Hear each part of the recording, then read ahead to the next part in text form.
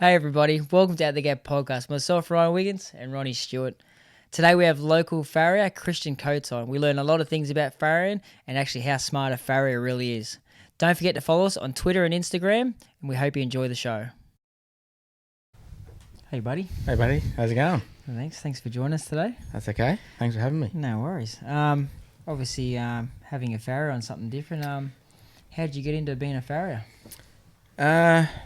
All started back when I was about 17. My uncle, he was working for Gerald Ryan at Hobson's Lodge in Melbourne, and yeah, this farrier turned up, and good style of a guy, and nice car, and good sort of a bloke. And I thought, hey, this bloke looks right, good style. Well, who's this guy? And he said, oh, he's our farrier. Well, what's that? Oh, he puts the shoes on. So I watched him and I thought, gee, this looks all right. And asked a few questions, and a year later I was on my way.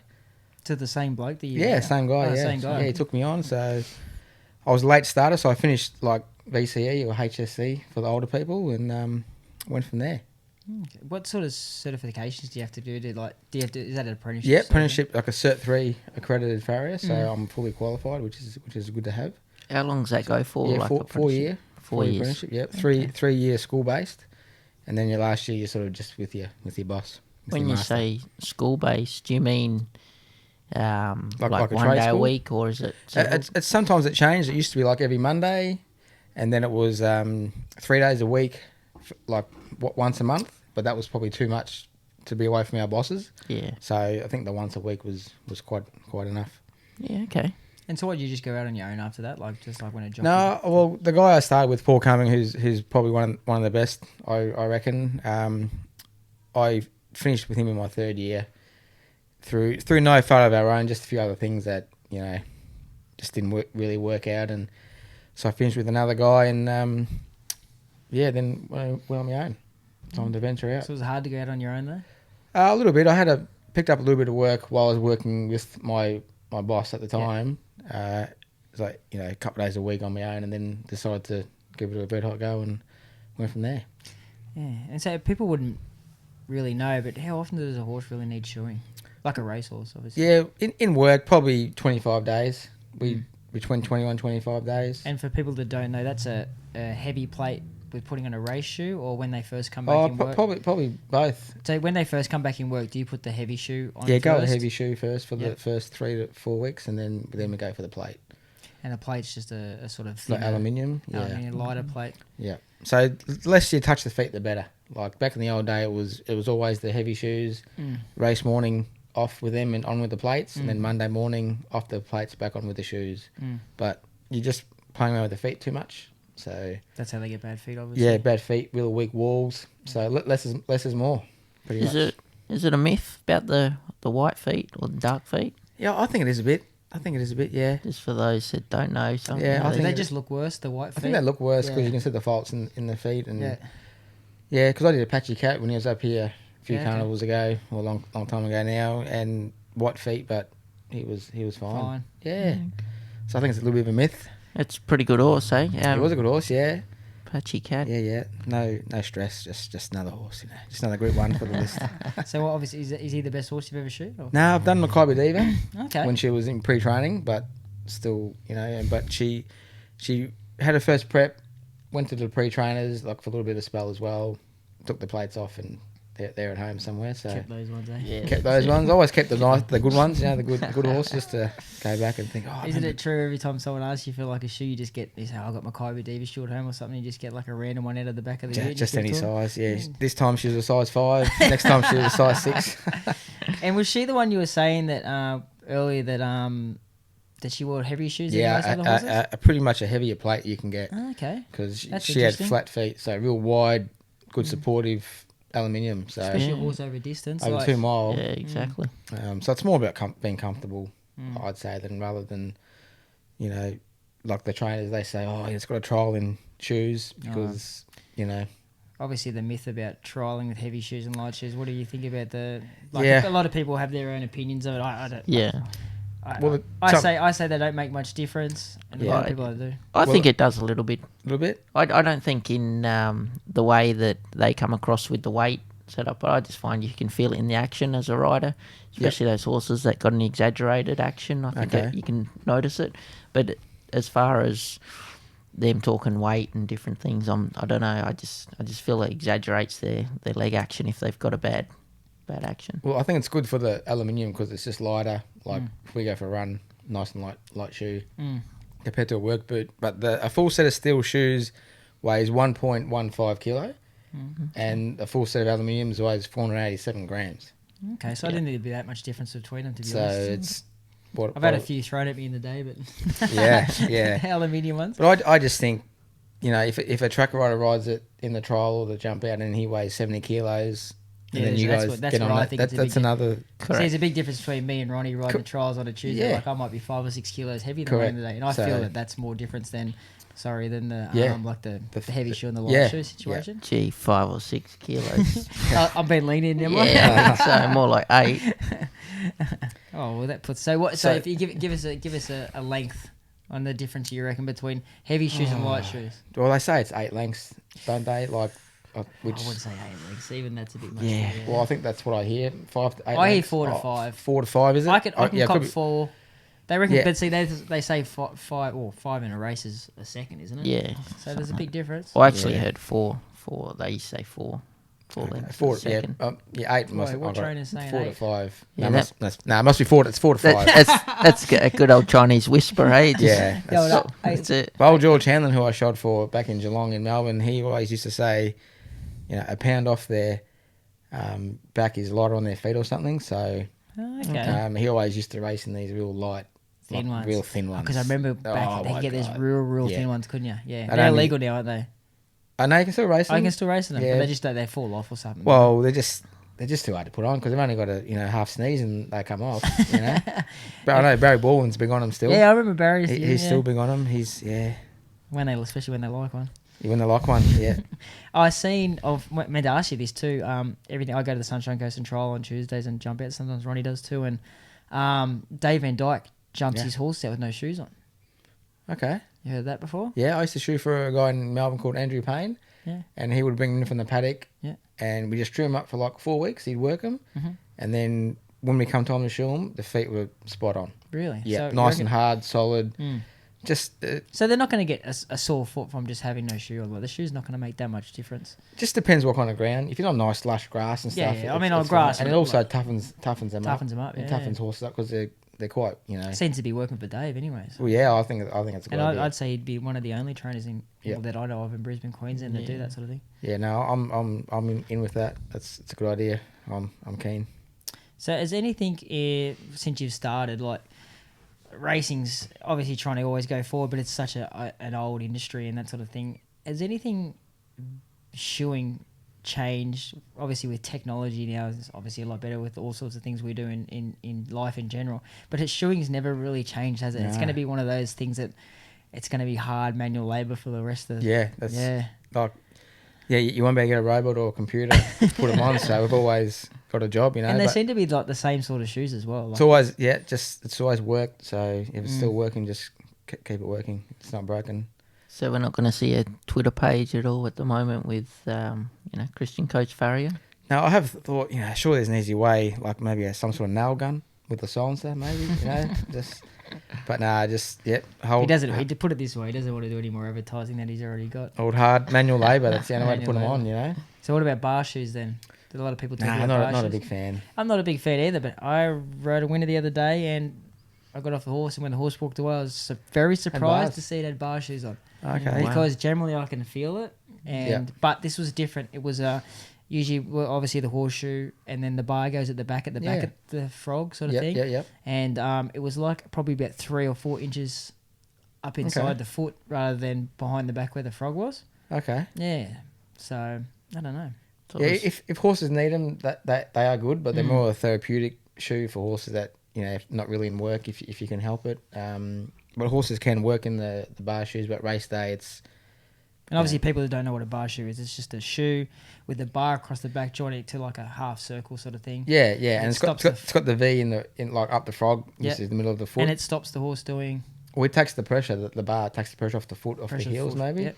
So it's doing most of the work. So that's where they mostly get sore at the heels. Yeah, pretty much the heels, because a lot of concussion there. They hit the ground with the heels, so that's where the concussion comes from. And at the moment, there's a lot of that going on with the hard tracks. Hard tracks is always not enough tracks. water. There's plenty of controversies in racing at the moment. What do you think about the whip controversy? Well, the whip rule that we have at the moment, like from someone's point of view like, out wide that doesn't really not a jockey. Exactly. Yeah, we're sort of used to hearing our sort of take. We've and all got even opinions of it. stewards and different things, but it's good to get an opinion off. Well, someone. I think riding a race is pretty complicated enough as it is, without counting how many times you've got to hit a horse. Correct. So I think hit away, especially if I'm on one. I'd like to see it hit him. So you're like all of us, we're all old school still. Yeah. I don't like.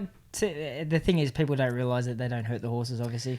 Yeah, well, I've seen one, firsthand, and they're very padded. So Yeah.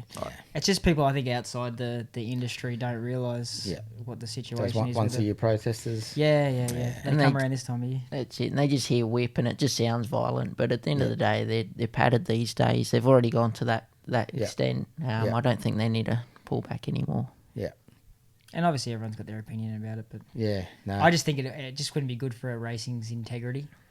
If the whips went away, sort of thing, with the horses, and what might start happening to the horses' track work to try and get them to race better. Yeah. Without the whips and stuff like that. That's the thing. I think in the back of my mind, in 5 years' time, maybe there is no whips. I don't know. I just worry where people wouldn't. They say, "Oh, people will always bet," which they will. Everyone bets on everything. Yeah. Everyone loves gambling, but at the end of the day, would they bet with confidence like they do now? Like they struggle to bet with confidence now. Yeah. Like imagine you change the integrity of racing and maybe what you think. What horses try harder than others? Yeah, sort of thing. some need it to wake up a little bit. Yeah. But no, I think hit wayward away. horses and stuff like that. Yeah. Hit away. Hit away.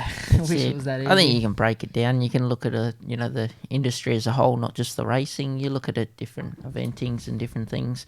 They've always got a whip. It's not always used to. You hear a whip, you think they're just going to hit them. It's generally a tool to help achieve, some sort of performance in a way, or more encouraging, like it's not always just to go fast. A little reminder, get your mind on the job kind of thing. Yeah. No problem here. So what's the most annoying question someone always asks when you tell someone you're a farrier? They say, "What's that?" Because they agree and they go, "Oh, that's good," and then you can just tell that they've got no idea what it is. And I say, "Do you know what that is?" And they go, "No idea." It's hard to explain to someone, isn't it? It is hard, but if you say blacksmith, they go, "Oh, yeah." Oh, blacksmith. But blacksmith is more the making of the of the forge and the hot fire and making tools and shoes and things, whereas the farrier is more the putting the shoe on the horse. Mm-hmm. So two different kind of trades, but similar but different. Same but different. Same but different. Same but different. But racehorses, ponies, Shetlands. No Shetlands. No, they're the worst. Oh, they're too small. But someone told me they're the worst to shoot. Well, they are, because I think what it is because we've got to get down so low, they've got to bend their legs so high for us to be comfortable. And they don't like it. No, they don't like it, and they're half broken in yarrows. So not for me, thanks. So no. The feet are so small, That's interesting. Not for me. Not for you. We told a couple of people that you're going to come on, so we got a couple of questions off. Really? Off Twitter, yeah. So got a big list too of big list. questions. Yeah, cut them down to a couple. Big fan base. Yeah, big fan base.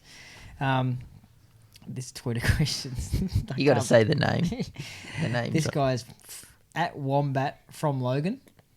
Mm-hmm. Are these guys that you know? I do not know this guy. You don't know them? No. These are randoms. Randoms. You know the next one, but you don't know this one. Anyway, his question was, he sent in the DM, the question was, shoeing a horse doesn't look that hard. Why is it so expensive? Well, it is hard, Wombat, for starters. This is a G-up, isn't it, Wombat? No, it's not. That's a legit question. Doesn't look hard. No, he says it doesn't look hard. Why is it so expensive? It doesn't look hard because we make it look easy. That's what it is. Fair enough. Oh, it's a hard job. It's, you're putting up with an animal that you're on your own most of the time, and the tools we use are quite expensive. The shoes are expensive to use. So people think, oh, you make good money, but the outlay's a bit there as well. So it's not all it's not all glory. Oh, Wombat got you there. But you know Wombat. This person. Can I reply back to Wombat at all? You can if you want. I can send him a clip. I'll send him the answer. This is from at Holbert Racing. Yeah. Willie Hobbit. Why do farriers say they'll come Monday, but they don't turn up till Thursday? Do they not have calendars? This is a universal problem. Do you have this problem too? Oh, I think that's just Will's farrier. Who's Will's farrier? Oh, I can't say. Can't say names. Not giving anyone up? Not giving anyone up. So, what days do you He's work? notorious, though, that bloke, for doing that. He's what? Notorious for doing Notorious? that. Yeah. Oh, is he? Yeah.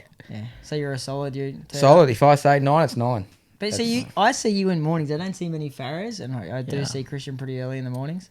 Well, there's other guys a bit earlier than me. Like, So which days do you generally work as a general rule? 5.5 days a week, I'd say. Monday to Friday, and then normally Saturday mornings for a little bit. But that's just, check your runners for the day, and any little problems you gotta fix up. And most of the time you're always on call, isn't it? If Yeah, something pretty much. happens Yeah, or- like even when you go home at, say you want an early finish to go play golf or something, for sure you'll get a phone call with something's got to shoe off. It's like, Golf. They all love golf, these farriers. or something, like golf. It's good. It's good. So who are networking. your main clients at the moment? Steve O'Day is my main man. Kelly Schweeder, Yep. he's up there. He was my main client until a couple of years ago, until Yep. Steve sort of took over. Yep. We've got Brian Wakefield. Okay. He's in the mix there, Yeah. and just a few little bits and pieces. So plenty there to keep me going. And you own a couple of shares in a couple of races? Yeah, got a still? couple little shares. Yeah, what have we got at the moment? At the moment, we've got Navy. He's just come back from a little knee chip surgery. Yeah. Steve O'Day still got him? Yeah, still got him. Totally charmed also with Steve. Mhm. A little bit of tendon trouble, so another injury one. Injury one. exactly. The tried ones, but the good one we had a few years ago was Beatniks. Oh, Beatniks was a good So one. she, How so I many think races did she have, Woody? she won 8 for us, Okay. which is pretty Pretty good. good. It's good Pretty effort. Like it's great effort. Like I think 4 in town. Yeah. So good effort, good buzz. Steve's a good trainer. He's good with her. Yeah. So that's what we decided to stick with Steve with the other ones. Yeah. And she was a mare, wasn't Plus, she? I know the shoeing's going to be okay. I can't trust anyone else. Oh, yeah. What goes on there with the shoeing? How much do you charge? The same price? Well, I used The mates to race or- charge. there was no charge for Beatniks. Wasn't even there? though I only had a little 10%, so I was It'd be losing. a bit weird if you sent you the bill for the Yeah. farrier. So I was doing, I thought a good thing, like only owning 10%, but showing it for nothing. So I was losing out for like 3 years. This went on. And I thought, You were happy it Steve's not retired, producing didn't any slings when she won, or So Yeah. I thought business decision. I'll start charging. And he said, "Oh, you're going to start charging?" I said, "Yeah." Well, says you've had 3 years of free showing, mate. Come on. Let's be honest here, Farriers don't like to get behind. That's fair enough. We've got some questions for you. These are... We thought we'd trick you up today. We'd like to find out how smart a farrier actually really is. Okay. We were going to do movies and stuff like that, but we actually know you pretty well and you're pretty good at that thing. Not too So, bad. yeah, you would have killed it. We with wanted that, to test you. So we're going to answer you 5 questions. So this would be like, how smart is a farrier? Okay. But these are out wide questions. I don't know if you might know the answers, or you don't have a time anyway. But There's like 30 seconds and pass if you don't know. It's Well- no real point system, but it's pride's on the line. 1 out of 5. How'd Larry go? No, Nah, Larry these- didn't have to do these ones. Oh. No. Brand new. Brand new. Brand These ones new. for you. That's yeah. it. How smart's a farrier? Okay. We'll have to Alright. get some more Not farriers that on smart 'cause after I'm you. doing this job. We'll have to try and get another one to compare with you. You're just going to be the smartest farrier we ever do. It could be. Yeah, unless you get none of them right. But all right. How can a man go 9 days without a sleep? Go on the block. No, by sleeping during the night, Kristian. It's a trick question. I was just trying to be funny. Where does the sun rise and where does the sun set? Well, the sun rises in the east, Yeah. sets in the west. Perfect. Oh, Good one. job. Bing. Good Come job. on. 1 out of 2. True or false? Are unicorns extinct? 100%. False. Chris, right. They do not exist. All right, 2 out of 3. What does the M stand in AM and PM? Something gets used every day. The M. The M. Nah. Nothing? Nah. If you say, I'll know it if you say it. Meridium. Nah, I didn't know that one. either. Anti-meridium and post-meridium. So before and after the sunrise. Oh, okay. Well, It's a good little gee, one. I'd be that surprised one. if a lot of people got that. Yeah, we're trying to trick you quick. We can't let you get, What do you got? How many you got right now? 2. 2 out of 4. You get one more and you're like a pass mark, right? Oh, How many days till Christmas? Surely not. 30? Yeah, you got it right. Yeah. 30 days till Christmas. Hey. And Eh? good time too. Not bad, I tell you. 3 out of 5. That's not bad. It's not bad. That's not bad. bad. You're not stupid anyway. You'll have to ring up on Nova now. And go, Smarter than Suze. That's I it. could take her. You reckon? 100%. I listen to it every day. 100%. I'm the same. All right, we've got a couple of internet questions for you too. The ones that Larry had as well. Oh yeah. All right. If there's Just one, no alien ones. no, we know you know nothing about aliens. Wow. Okay. If you could fight one person to the death and swap lives with them, who would it be? Oh, I think I spoke before. Someone like dorky, like geeky, like a Zuckerberg. I think I could take him. I think he was. Yeah, I think Someone like that. But the only thing is, he's probably got these black belts. Mm-hmm. But I got a You couple. still want to take him? I'll take him. Anyone else? He's been brought up. So. Been brought up before, has he? Yeah. This is only podcast number 2, and he's been brought up twice. Poor bloke. Oh, okay. Well, what He's been what killed about twice now. someone sporty, like a Tiger Woods or someone like that? True. I think you get around Tiger. I think you could take him. Well, you'd He's love to swap his life, hey? be good. Tiger Woods. Good golf. Love to have his swing. Swing. And he's had knee ops and back ops, so I'd be sweet. I could keep shooting for another 30 years. Brand new ones, I reckon. If you could have dinner with one person who is dead or alive, who would it be?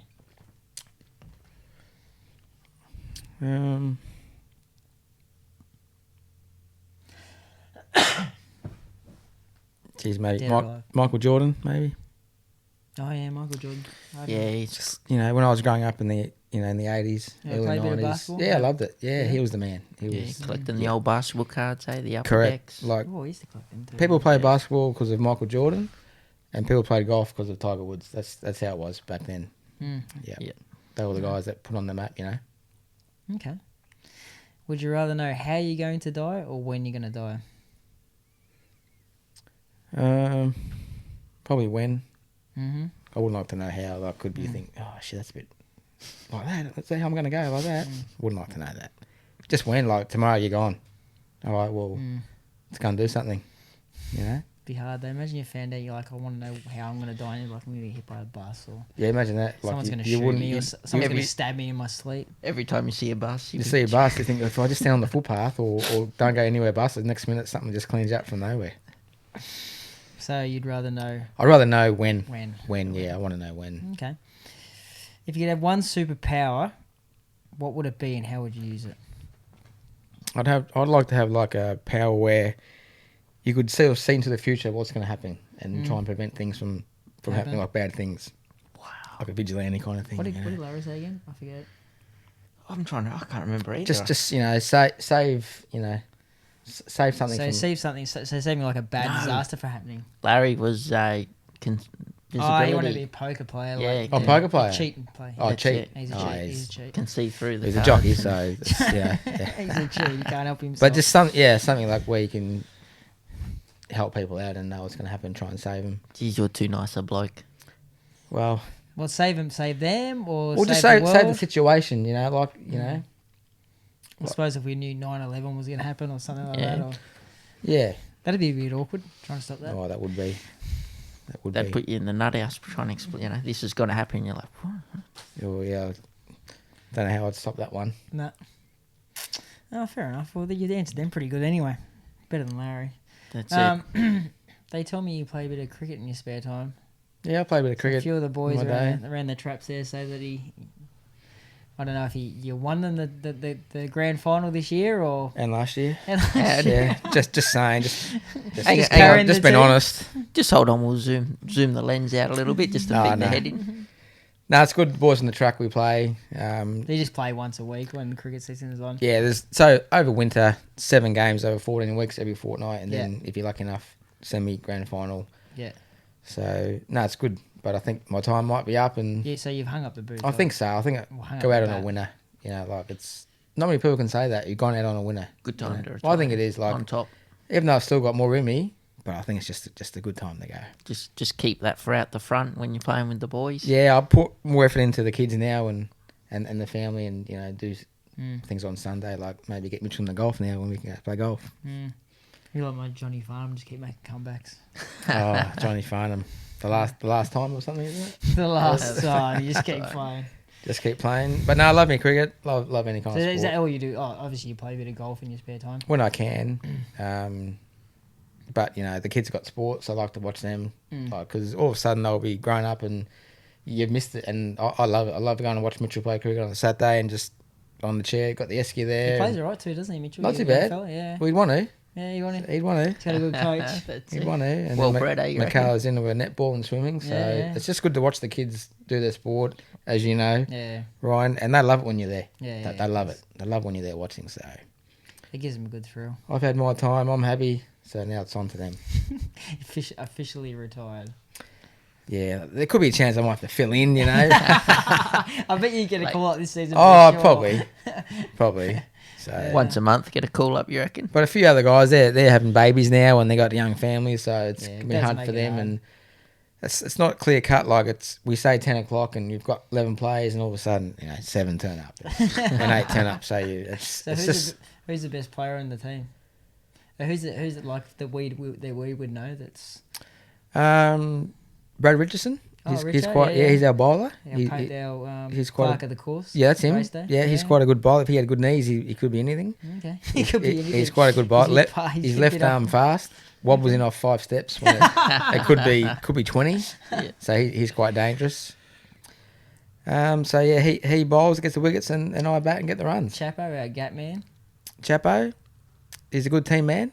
He's a, Good team, man. That's not a big Team rap, man. is no, it? he's a good player to have around the team. He's always positive and he's good to have Picking the team. everyone up all the time. Little. Well, I was gonna say last year we won it, or the year before we won it, and Chapo didn't play. He was injured, and he was there from the start. So when we won, it was kind of like, I wish Chapo was there. And, Yeah. Yep. and he said, can you go on next year? Coach said, and I went, if you go, I'll go. So we went again, and we won the flag again. So I'm happy that he was there to be part of it, Okay. because he was there from the start for the 10 years before we won one, and it was good to have him in there. What about as a mug? Is he any good? Glenn O'Sullivan? Oh, he's fielding, 5-6 years ago, but he's. I think he just likes Oh. the social drink, doesn't he? Yeah, I liked when he played because he's got good hand-eye. Has he? Yeah, he has. Okay, He has has he? actually. But he's funny. He's funniest to have He's a on the good, hill funny drinking bloke, drinking the isn't he? beers and Yeah. I must be Putting on. shit on other players. I must No, be on that. and our players. Like, I reckon I'm on that list below him because I got called up once. Did you? Ronnie had a Yeah, good game. I Yeah. played. Did you? I didn't Yeah. know. I didn't know that. Ronnie- Never got put it right out on the boundary. That's what you want to And do. you know what? The ball just kept coming to me. I think they picked the weakest link. Well, it was kind of They like, just kept hitting I'm it not to sure me. how Ronnie plays. Maybe we put him where the ball doesn't go, and the ball just followed him. Just I like didn't know that. that. So did you Yeah. play? You batted well. I You- used you- to play Did you indoor bat? cricket. I batted. I think I made a whole big score of about 12. No, he batted well. I was Lasted for impressed. a little while. Yeah, he Never done. got a call up again.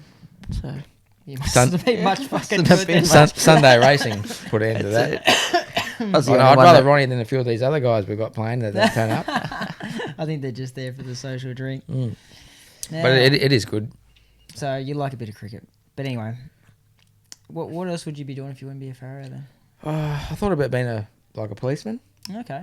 I thought about So doing even that. now, if you had to stop with your back and that, like if you get crook It'd back, be tough now because, what do you do now? You're 40. yeah, What can you do? Like I do like coaching as well. yeah, with the So kids and that. with the kids and stuff, I Yep. think I've got a lot to offer. Yep. In the various sports. Yeah. So and I love kids and love coaching them Yeah. and trying to improve them. and help people. Correct.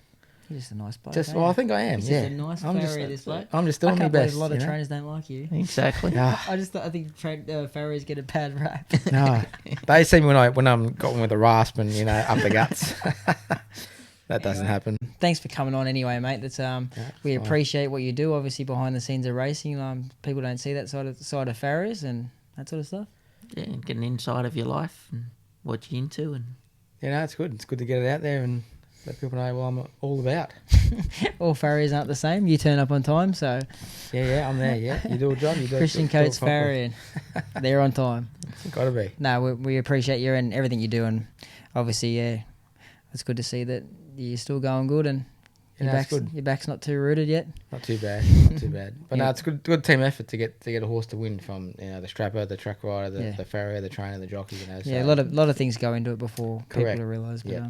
It's just that I got the most important job. So yeah, okay. We appreciate you anyway. All right. No shoes coming back at our face anyway. No, So. that's no. it. All right, mate. Thanks for Thanks. that. No worries. Thanks for having me on. Thanks, mate.